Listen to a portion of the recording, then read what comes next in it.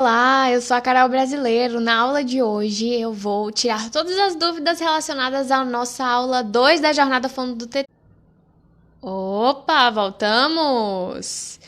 E eu tô falando que nessa aula eu vou explicar para você como é que a gente pode entender melhor tudo que eu falei lá na aula 2. Então essa é aqui. Tá pausado? Voltei. Acho que é a minha internet, hein? Vamos lá, vamos torcer para continuar aqui o negócio fluindo. Então eu tava dizendo que a gente tá nessa aula aqui, tira dúvida. E aí, se você tiver alguma dúvida, você já vai colocando aqui. Mas eu vou discorrer sobre alguns assuntos importantes que a gente falou na nossa aula 2 da jornada, certo? E a aula 2 foi para te mostrar como é possível você, fono, né, se tornar uma referência. Como é que isso é possível para você? Será que na sua situação atual, você aí trabalhando com voz, com linguagem, ou talvez você até trabalha com alguns bebês já, mas não se sente tão segura, será que isso é possível para você? E eu discorri sobre as maneiras pelas quais isso é completamente possível, tá certo? E aqui eu quero falar sobre esses pontos, né, na aula de hoje. Então, fica aqui, me acompanha até o final que você vai entender isso, vai clarear a sua mente, né? Vai dar uma clareada muito legal. Ana, seja bem-vinda! Vamos lá! Gente, a primeira coisa que eu falei nessa aula foi sobre a importância dos conhecimentos que a gente já tem na faculdade, porque existe uma oportunidade em atrelar lá os nossos conhecimentos da graduação. Opa, voltei. Ai, meu Deus do céu, essa aula vai ficar assim, é? Não, pelo amor de Deus. Vamos voltar. Olha, tava dizendo que a gente tem a oportunidade de atrelar o conhecimento lá da graduação ao conhecimento de amamentação, e isso é fundamental na hora de estabelecer um raciocínio clínico, certo? De antemão eu quero desejar um feliz dia do fonoaudiólogo para todo mundo que tá aqui, gente. Feliz dia do fonoaudiólogo, Ana. Feliz dia do fonoaudiólogo. Tali, não sei se você é fono. Jennifer, eu sei que estuda fono. E aí, a gente tá aqui hoje justamente para falar da potencialidade do trabalho fonoaudiológico dentro da clínica de amamentação, tá? Então, eu quero dizer para você que se você, né, estuda fonoaudiologia ou trabalha já na área de fonoaudiologia, você entende o que é uma função oral, o que são as funções orais, né? Você entende de sucção, de respiração, de mastigação, de deglutição. Minimamente a gente estuda isso lá na faculdade, não é verdade? Então, esses conhecimentos vão gerar um raciocínio muito legal para você no momento em que você for atender a amamentação, porque você vai precisar entender sobre a dinâmica desses processos. Então, você vai precisar entender a dinâmica respiratória de um bebê, você vai precisar entender sobre a dinâmica de sucção, a dinâmica de mastigação, né? Dependendo aí da idade do baby, de deglutição, como é que funciona todas essas estruturas e as funções do sistema estomatognático. Então, a gente já vem com esse conhecimento prévio da faculdade, já vem com essa bagagem. E muitas vezes o que acontece? A gente se sabota, porque a gente esquece que a gente tem esse domínio e até esquece o nosso lugar de fala ali dentro da motricidade orofacial, né? E às vezes a gente não se sente seguro, eu entendo isso também, né? Tem esse lugar de fala de uma pessoa que talvez não se especializou nisso, não atende muito isso e se sente inseguro. Mas a gente fazer essa retrospectiva, né? Fazer esse resgate da graduação é super fundamental quando a gente pensa em trabalhar com a amamentação. Mas aí eu sei que tem uma crença muito limitante para muitos fonoaudiólogos de que trabalhar com amamentação é só para quem é da área da NEO, ou para quem estudou NEO, ou para quem fez uma especialização em neonatologia. E aqui eu quero, né, desmistificar isso. Não é só para quem trabalha com NEO, né? A amamentação faz parte aí de grande parte da infância de uma criança, né? A amamentação aí percorre, tem crianças que amamentam até os 6 anos de idade, né? Então você, enquanto profissional de fonoaudiologia, vai poder atuar em diversas áreas, em diversos momentos da amamentação, desde o processo lá da gestação, para auxiliar essa mãe, né? De que maneira é possível estabelecer a amamentação e o que ela deve evitar, né? Como o uso de bicos artificiais, por exemplo, para fazer toda essa orientação, né? Ainda na gestação. E você pode atuar no estabelecimento da amamentação logo após que o bebê nasce, né? E acompanhar essa família, também na introdução alimentar, também no retorno ao trabalho dessa mulher, também no processo de desmame gradual, isso tudo se você estudar sobre a amamentação. Que é claro que a gente não vai fazer nada sobre da nossa cabeça, né? E eu fiz um paralelo, acho que fiz isso já na primeira aula, falando que a gente não pode simplesmente, né, ter um conhecimento lá de fono e querer atender tudo, né? Querer atender disfagia, sem conhecer disfagia, né? A gente fica com medo. Por que a amamentação não é assim?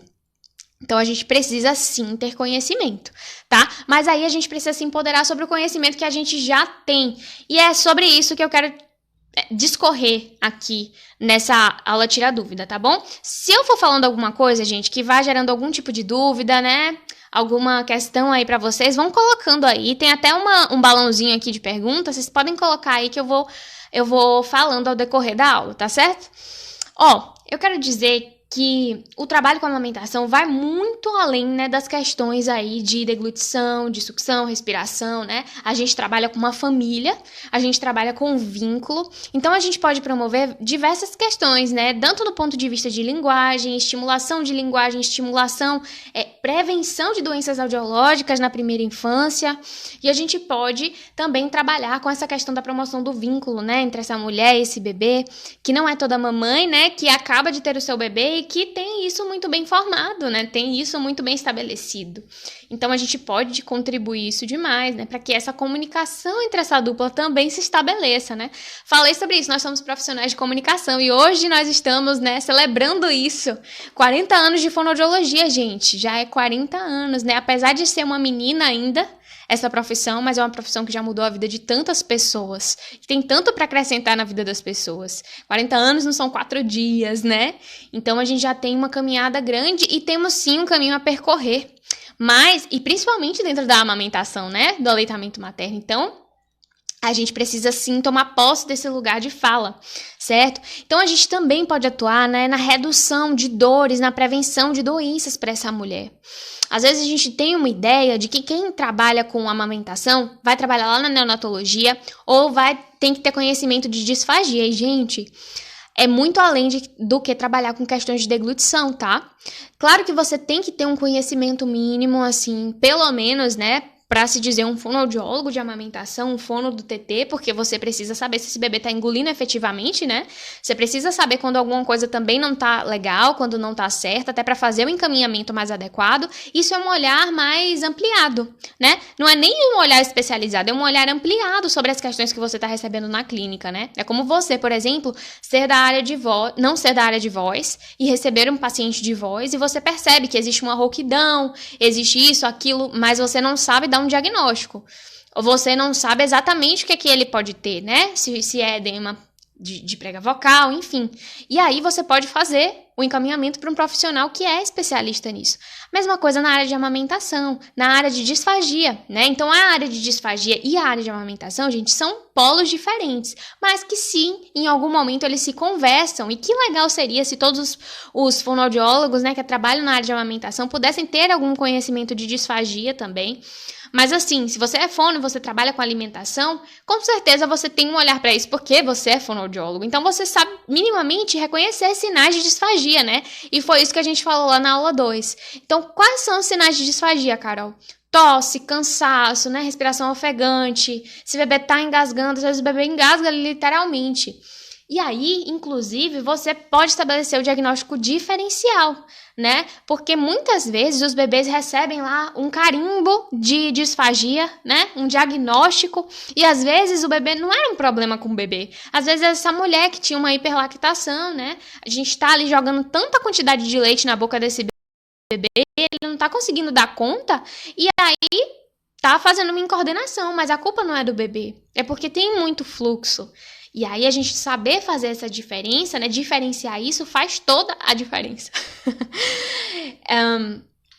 A gente tem um olhar muito legal para as questões nutricionais. Então, assim, a gente aprende na faculdade, né, que se um bebê não tá ganhando peso, existe alguma coisa errada, né, que pode não ser da ordem da disfagia.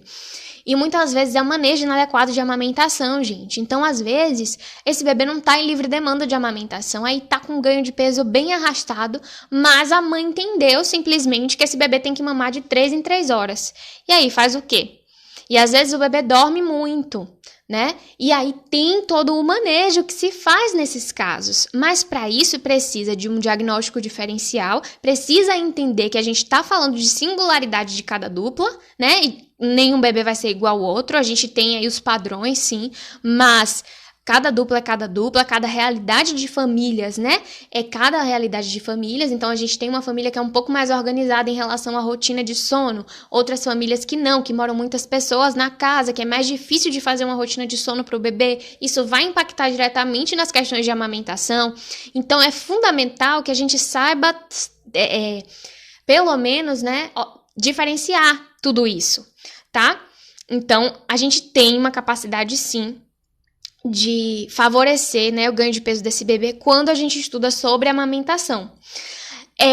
Para além disso, a gente também se preocupa com questões relacionadas ao desenvolvimento neuropsicomotor da criança, né? A gente pode, inclusive, trabalhar para minimizar o uso de bicos artificiais. Então, a gente tem conhecimento do impacto que o uso de bicos artificiais a longo prazo pode causar nos bebês, né? Nas crianças em geral.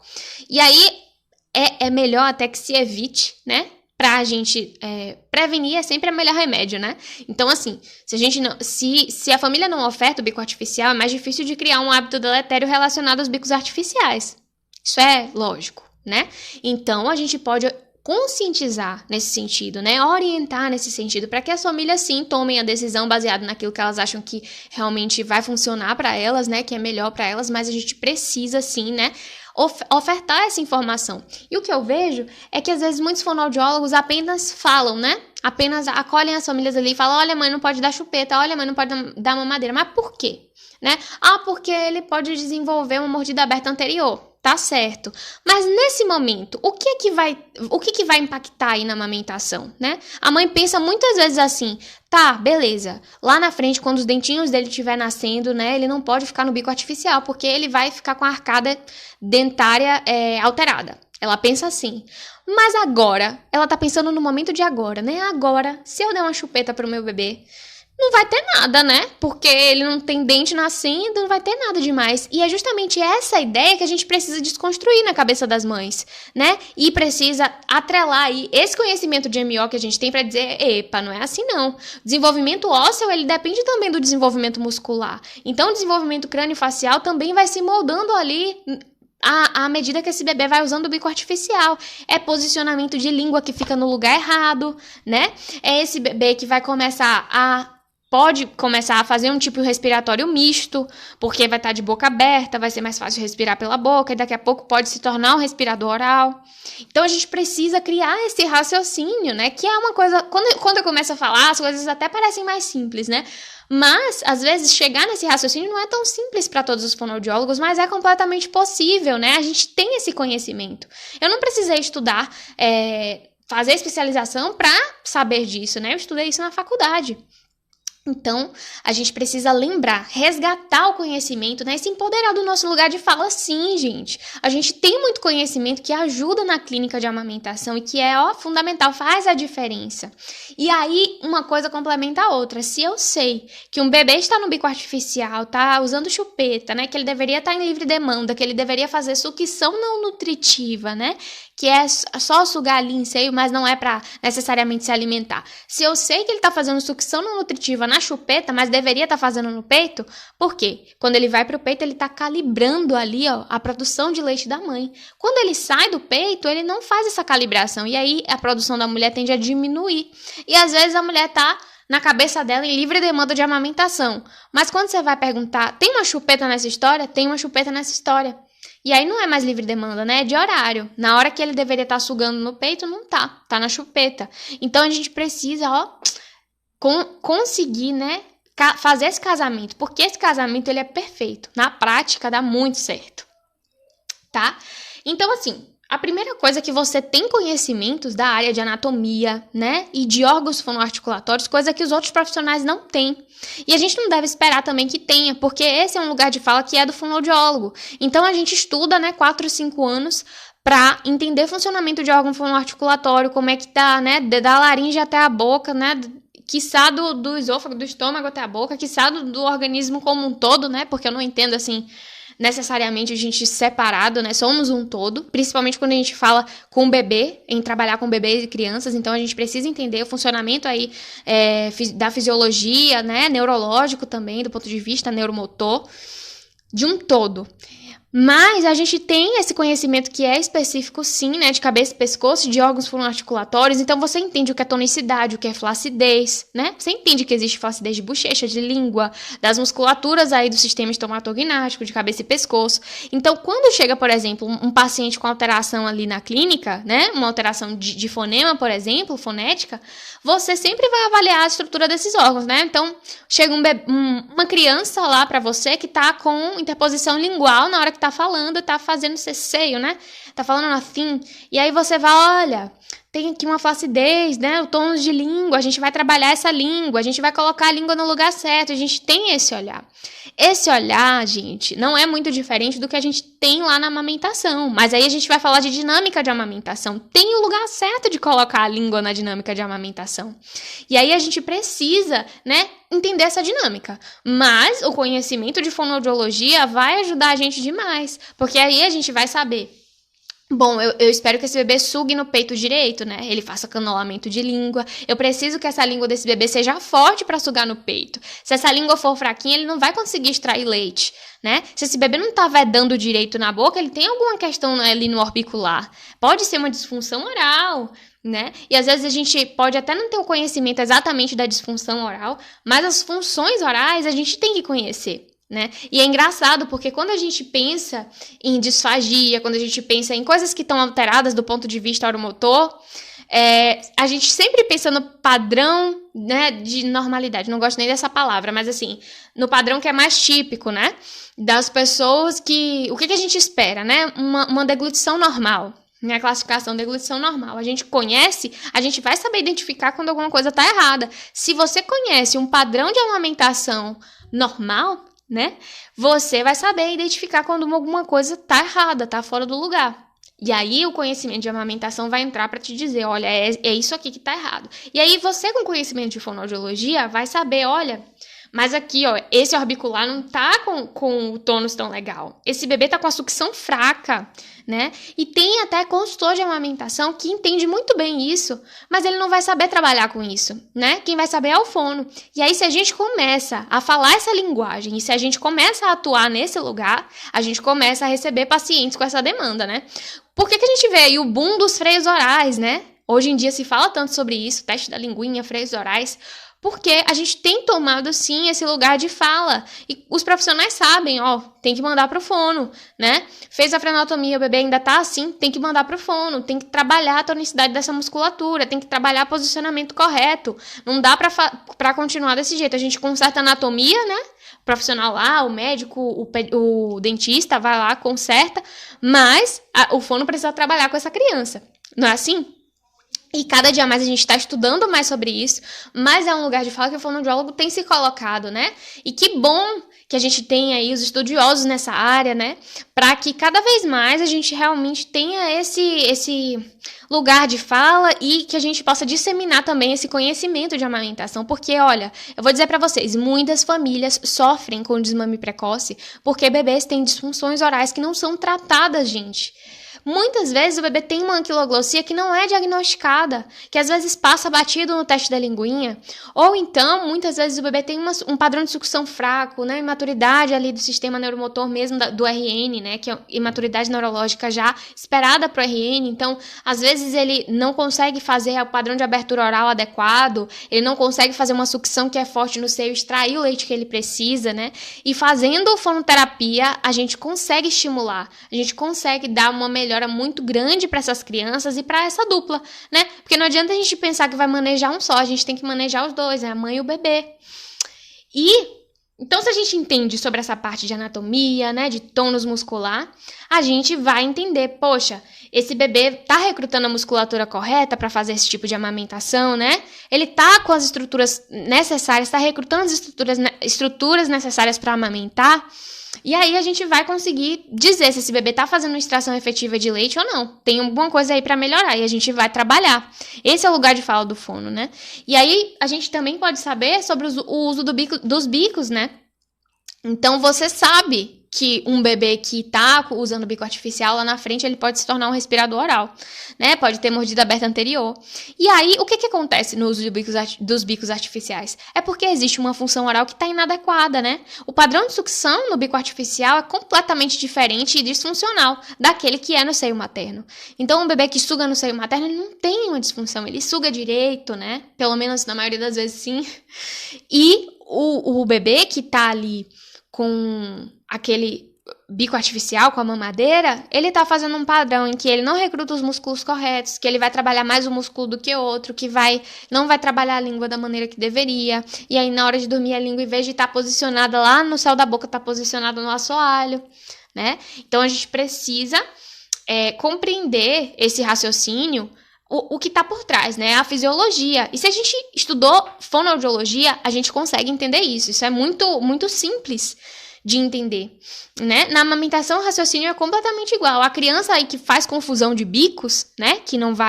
Que começa a trocar o TT pela mamadeira, ele desenvolve um padrão de sucção completamente errado. E por isso ele não consegue dissociar. Poxa, agora eu tenho que fazer esse padrão de sucção. Ah, mas no peito eu tenho que fazer esse outro. Ele não tem essa maturidade, né? Então, ele vai fazer aquilo que é mais, digamos assim, que ele vai exigir menos dele, né? Que vai exigir menos energia, que vai exigir menos calorias. O cérebro, ele é muito inteligente. O cérebro do bebê também, né? Preza pela sobrevivência do bebê. Quanto menos energia ele gastar, muito melhor para ele. Então, assim, é muito comum que bebês, quanto mais novinhos eles sejam, mais propensos eles estão a desenvolver uma confusão de bicos, né? A fazer uma confusão de bicos. Isso não significa dizer que bebês mais velhos não vão ter confusão de bicos, tá, gente? Só tô dizendo que bebês mais novos têm mais essa predisposição, né? Porque é um padrão de sucção inadequado, é um padrão de sucção diferente, né? No seio materno é de um jeito, a língua funciona de um jeito, recruta determinados músculos mais do que outros. E na mamadeira de outro jeito, completamente diferente, tá? E isso faz com que a criança acabe desmamando mais rápido, certo? E se você, em algum momento da sua faculdade, já estudou sobre disfagia, todo mundo aqui estudou sobre disfagia na faculdade? Se em algum momento você já estudou sobre isso, por mais que você não atenda essa área, você vai entender ali quando algo de errado não está certo, né? Então, você vai entender lá quando o bebê tá tossindo e quando esse bebê tá roncando, que é isso, né? Tem alguma coisa errada com esse bebê aqui, eu preciso encaminhar, a gente não pode deixar esse bebê desse jeito, né? Tirar aí os bicos que estão com fluxo exacerbado, às vezes o bebê ganha uma mamadeira de graça, a mãe poderia amamentar no seio, essa mamadeira tá com furo aumentado, tá com aquele bico de látex que sai, não precisa nem a criança expressar, né? Sai um horror de jato na boca da criança. A criança tá engasgando, tá com dificuldade, mas ninguém sabe, né, como manejar. E aí você pode intervir nesses casos, tanto para tirar o bico artificial, como para controlar esse fluxo, para fazer com que essa criança se alimente de uma maneira muito mais funcional para ela. Quantos bebês, gente? Quantos bebês eu já atendi que a gente chegava assim, eu chegava à beira-leito e aí a mãe falava assim, eu não tô entendendo porque ele não tá aceitando essa mamadeira aqui e eu tô dando a mamadeira, como se a mamadeira fosse o fisiológico, né? Já começa daí. E aí, não tá aceitando a mamadeira, eu não sei o que fazer, porque... E aí, quando a gente vai ver, é um jato enorme, o bebê tá tossindo, difícil pro bebê coordenar, né, naquele jato, naquele fluxo. E ele, geralmente, tem a quantidade de leite necessária no peito da mãe. No geral, é assim, né? Quando a mulher não tem uma hiperlactação associada ou um reflexo exacerbado de ejeção láctea, ela produz exatamente aquilo que o bebê precisa. Então, geralmente, o fluxo de leite está muito atrelado à capacidade do bebê de sugar. E aí, no seio materno é diferente. Então, o seio materno pode ser resposta para muitos casos em que o bebê poderia receber aí um carimbozinho de disfágico, né? Então, a gente falou sobre isso lá na aula 2, certo? E aí também você vai conseguir fazer o diagnóstico diferencial, inclusive evitar que esse bebê receba esses diagnósticos aí, né? Inclusive também tranquilizar muitas famílias, porque se esse bebê tá mamando direitinho, você vai facilmente distinguir quando ele tá mamando direitinho, né? Você vai começar a perceber o complexo ali ioláringe se movimentando, né? Você vai ver, olha, isso é deglutição, isso não é deglutição. Tem muita gente que não sabe identificar isso, gente, né? Você, enquanto fonoaudiólogo, tá aí na sua bolha, você acha que, mas isso é ver se a pessoa tá engolindo. Tem gente que não sabe ver se o bebê tá engolindo, e às vezes as famílias ficam, meu Deus, mas será que ele tá engolindo? Será que tá indo pro lugar certo? Será que tá engolindo realmente? Será que isso tá descendo, né? Principalmente bebês gordinhos, que a gente não consegue ver o pescoço, né? Bebês pequenininhos, o pescoço é um negócio micro. Mas você, enquanto fonoaudiólogo, consegue discernir isso, com certeza, né? Então, assim, consegue fazer uma ausculta, né? Você consegue ali olhar, olha, não, eu tô sentindo, ó, tá elevando laringe, tá descendo laringe, isso aqui tá acontecendo. Essa excursão iolarínge, ela faz parte do processo de deglutição, né? E isso aí você não aprendeu, não foi no curso de amamentação, não foi numa especialização de disfagia, não. Só não, né? Você aprendeu lá no curso de fonoaudiologia, tá? E aí, o conhecimento de amamentação vai ajudar você no diagnóstico diferencial entre problemas também da lactação da mulher e problemas com o bebê. Então, muitas vezes, como eu falei, né? Às vezes a mulher tem lá hiperlactação, ela tem mais produção de leite do que aquilo que o bebê consegue receber. Então, ela tem uma produção de leite, assim, absurda, que não está necessariamente diretamente relacionada à quantidade de vezes que esse peito é estimulado. Então, o bebê consegue uma capacidade, mas essa mulher produz demais, e às vezes no início da mamada ele dá uma engasgada. Então, isso vai ajudar, se você souber sobre a amamentação, vai ajudar você a dar um diagnóstico diferencial. Olha, isso aqui na verdade não é um problema com o bebê. Aqui a gente jogou um balde de leite materno na boca dele, ele não deu conta, né? Se jogar um balde de qualquer coisa aí na sua boca, você também não vai dar conta. Então, aí você vai entender, olha, é um caso da lactação da mulher, tá? Mas aí você só vai conseguir fazer isso se você souber sobre a amamentação. Eu tô vendo que tem pergunta aqui, eu só vou terminar aqui o raciocínio e já vejo a pergunta, tá, Jennifer? E aí, muitos fonos que não conhecem sobre a amamentação vão acabar realizando diagnóstico de disfagia aí, sem necessariamente, né, entender sobre o que estava acontecendo ali do ponto de vista de amamentação, tá? Se ainda assim, né, às vezes a gente pensa assim, poxa, mas será que o trabalho de amamentação é pra mim? Será que é só isso? É só entender sobre essa parte de fono? Não é só isso, não. Mas eu te digo o seguinte, se você gosta de trabalhar com pessoas, então trabalhar com amamentação é uma oportunidade pra você. E foi isso que eu falei lá na aula 2, né? Porque trabalhar com amamentação, você vai trabalhar não só com a criança, você vai trabalhar com a mãe, você vai trabalhar com a família, né?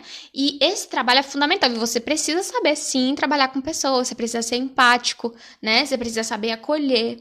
E existem formas de falar, como se portar, e aí é muito interessante porque na fonoaudiologia a gente aprende sobre comunicação, né? Comunicação quando ela é mais assertiva, quando ela é mais clara, em que tom a gente tem que falar, porque a gente aprende isso lá nas matérias de voz, né? E a gente aprende sobre as vozes, os tipos de vozes que vão aí ser mais aceito em determinado tipo de situação, não é? Então, quando a gente fala sobre comunicação também na área de amamentação, a gente tem um modelinho a ser seguido, que é mais assertivo, né? Não é nada como regra, mas assim, é algo que é importante de ser estudado, fundamental de ser estudado para a gente saber como acolher as famílias.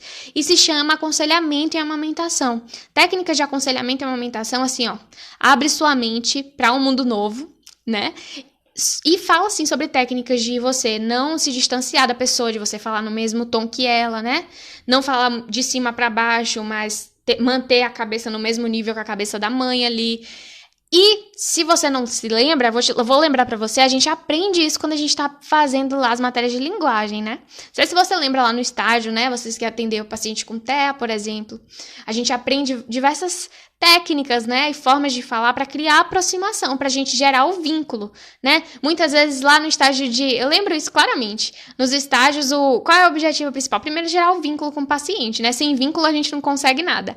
Eu te digo que em amamentação é a mesma coisa, sem vínculo com essa família, você não consegue sucesso terapêutico, porque primeira coisa, ela não vai te ouvir, né? A família não vai nem querer saber. Se você chegar já querendo impor alguma coisa, é muito mais difícil dessa família aceitar, né, as orientações e tudo mais, do que se você chegar ali entendendo qual é o seu lugar de fala, entendendo que você é apenas uma ponte, né, entre a mãe e o bebê e a amamentação, que você tá ali para facilitar o caminho e não para ditar qual é o caminho, tá certo? Ó, Grave isso, facilitar o caminho é diferente de ditar o caminho, certo? Então, é super importante a gente entender essas questões da maneira de abordagem, da maneira de falar, né? E a gente acaba aprendendo isso em fono. Então, a fono, gente, nos dá uma bagagem, assim, excepcional para o atendimento de amamentação. Existe um lugar de fala, sim, que o fonoaudiólogo tem para essas famílias que faz toda a diferença, mas é claro que a gente precisa ampliar o nosso olhar. E o que falta muitas vezes em nós é isso, ampliar o olhar. Para quais são as possibilidades dentro desse campo de atuação que eu tô aqui? Na amamentação é isso, né? O que eu, enquanto fonoaudióloga, posso colaborar, posso contribuir para o processo de amamentação? Existem coisas do ponto de vista físico? Existe. Existem coisas do ponto de vista de comunicação, de abordagem? Sim, existe. Né? E é fundamental entender isso, gente. A abordagem, a forma de abordagem é uma das coisas principais no atendimento de amamentação. Muitas vezes, você, apenas na forma de abordagem, no como falar, né? Às vezes você não vai fazer muita coisa. Você vai chegar lá, essa mãe só vai se sentir ouvida, só vai se sentir acolhida. Às vezes ela já estava fazendo uma pega correta, um posicionamento correto, mas só o fato de você dar vez e dar voz a essa mulher, isso faz com que essa mulher se sinta acolhida e com que esse estresse, vamos dizer assim, né, com que essa responsabilidade, que muitas vezes as mulheres se impõem, essa culpabilidade, isso se dissolva, né? Quando ela tem alguém para carregar junto com ela esses fardos, é muito melhor. E o papel do fonoaudiólogo que trabalha com a amamentação, ou de qualquer outro profissional que trabalha com a amamentação, também é isso, né? Se corresponsabilizar sobre isso e fazer parte dessa rede de apoio para essa mulher, para essa família, para esse bebê, tá? Mas é claro que você não precisa apenas saber sobre formas de abordagem, você tem que saber sobre técnicas, né? Você tem que saber como avaliar corretamente o bebê e a mãe, você tem que saber sobre o que vai ser aplicado em cada situação, você precisa saber fazer um raciocínio clínico adequado, certo?